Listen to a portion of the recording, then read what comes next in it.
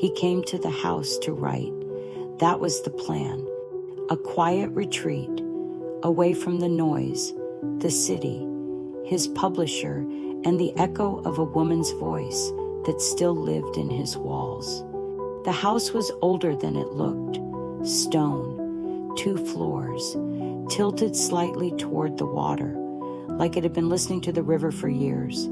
It had no address, only a key in a yellow envelope and a note from the property agent. No one's lived there in 43 years. Enjoy the silence. The first 3 days, he didn't write a word.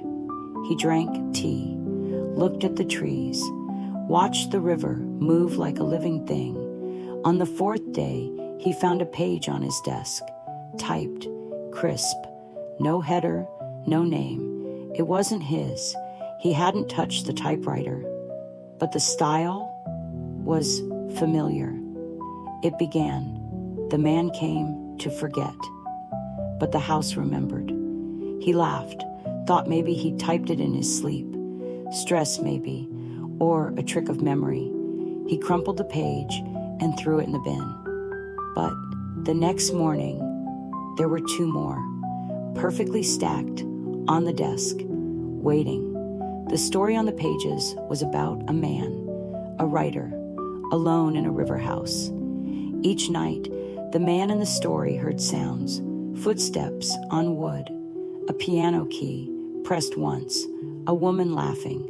So did he. He searched the house. Nothing, no attic, no basement, only shadows and creaks, and a mirror in the hallway that sometimes reflected someone else's shoes. By the 7th day, the manuscript was 30 pages long. He hadn't written a single word of it, but the story was his memories, his loss, and the woman in the story, she was real.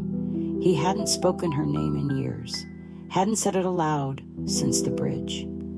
On the 10th day, he found the final page, just one, typed like the others.